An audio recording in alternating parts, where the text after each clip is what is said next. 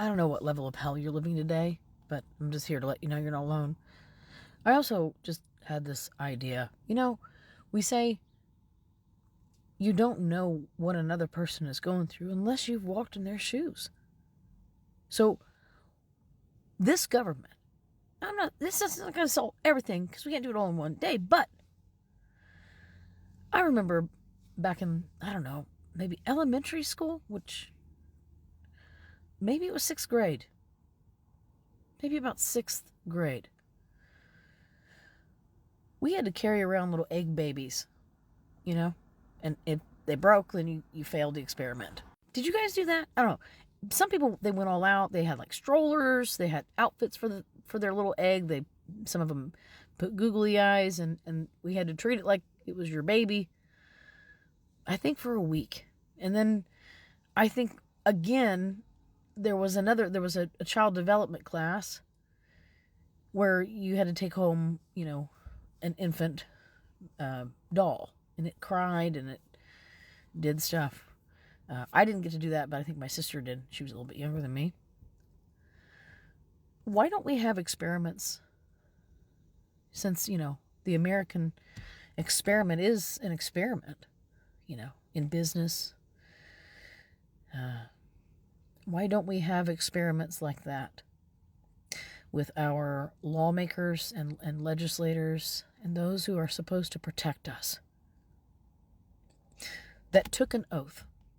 I'm seeing, I can't even start talking about the loss of human lives and how the greed and the selfishness and the disconnectedness is affecting every facet of our lives and always has. Why don't those in offices,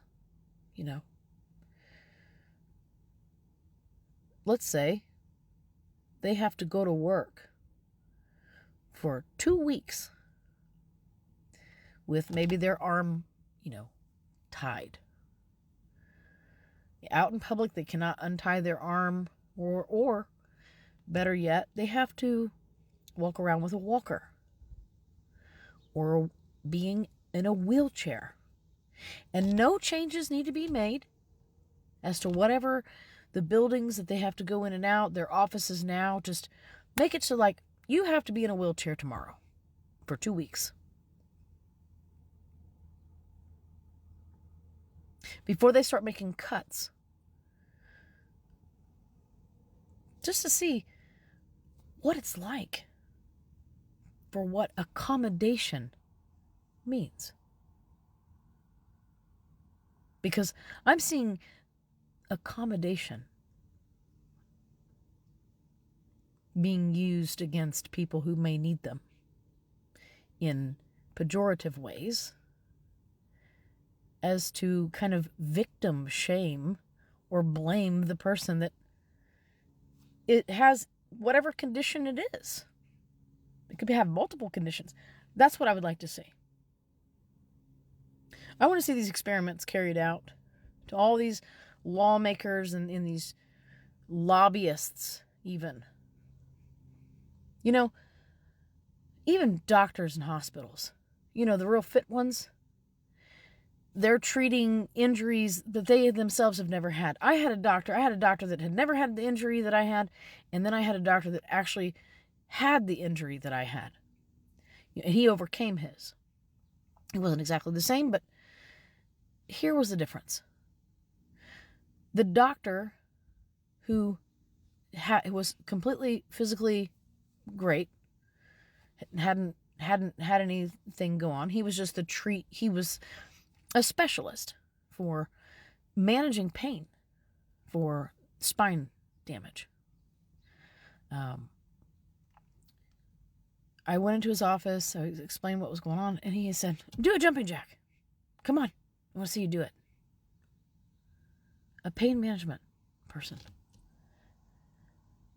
And before I left out of the office as well, because, my shoulder needs surgery as well. It's torn. Still torn for 2 years. No pain medicine.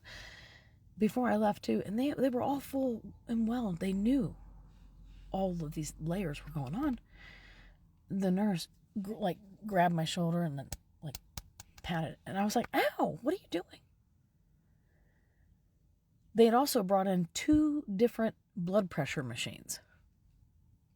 One of them squeezed a hell of a lot tighter than the other, and the results were different, and they went with the lower blood pressure and then told me I didn't seem to be in that much pain because my blood pressure was low. It wasn't showing them a result that they thought I might have been telling the truth, even though I've lived with chronic pain, at least since I was 24. I'm 46.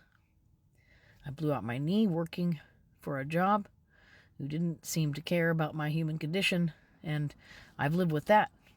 And then add all the other stuff. And what a 5 or 6 or 7 is for me is some people will be in the ER. Who can afford to keep going to the doctor and begging for help? They don't even give you anything. They give you nothing until you take Tylenol or ibuprofen. Those things, it doesn't touch it. He did nothing, by the way. Just wrote down stuff. I went and see him, wrote down more stuff. They don't really tell you, well, there's really nothing we can do. A pain management specialist to tell me to do jumping jacks because they didn't believe me and then tell me, well, your blood pressure's low. We learn to adapt. I had another one write down that I must have an adaptive syndrome. I didn't even know what the fuck that was. Basically, it was another insult to say like, oh, she struggles to deal with this much damage. I don't think that it would be very easy for our lawmakers in Congress, the Senate, the House, even those that are in the White House, and their kids too, if they want, to go through such an experiment, go out into the world, feel and experience something like knowing that they can still get up out of that wheelchair. Let's say they're going to be in a wheelchair. They're going to be able to get up. But I want them to live their lives just like we had to carry around those egg babies and the dolls in 6th grade, which is kind of early. But the other doctor, who had something similar to my other knee, he was thorough. He listened. He understood. You know why? Because he knew what it felt like. Maybe not exactly, but he knew what it felt like. And he did everything he could. He knew, like, the way that I was walking. He knew, because he'd experienced it. Whereas the other doctor told me to do fucking jumping jacks. Jumping jacks. Yeah, like, I can't even. And then he's like, oh, I want to see those results. And then that hospital and that doctor and that network couldn't access the files in this other doctor and their network.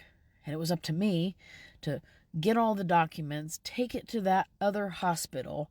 And then my doctor said, well, I can't even review them until the hospital tells me that it's all verified, which could take a few months. I would like to see some experiments like that. I think that would solve a lot of questions in those people's minds that are just up there signing papers and executive memos and thinking they're sidestepping getting Congress to actually change the law or go through the long process of actually saying, this is the law, this is the way we're going to do things, and this is how we're also going to hold people accountable. See, when these laws and things are also passed, they're passed, but then sometimes they're like, oh, well, yeah, this is illegal, but for whatever reason, we don't have really a mechanism to actually really enforce it. But here's the reality. You took an oath to the Constitution. We already have human rights laws. We already have civil laws. Those laws are not going to change with a memo. They're just playing with the funding. They're withholding funding to get a result, which is you're playing chess with people's lives. That's what you're doing. It's affecting people greatly. Maybe they know that. Maybe that's the point. Some of us aren't going to be around by November because of how they're doing things.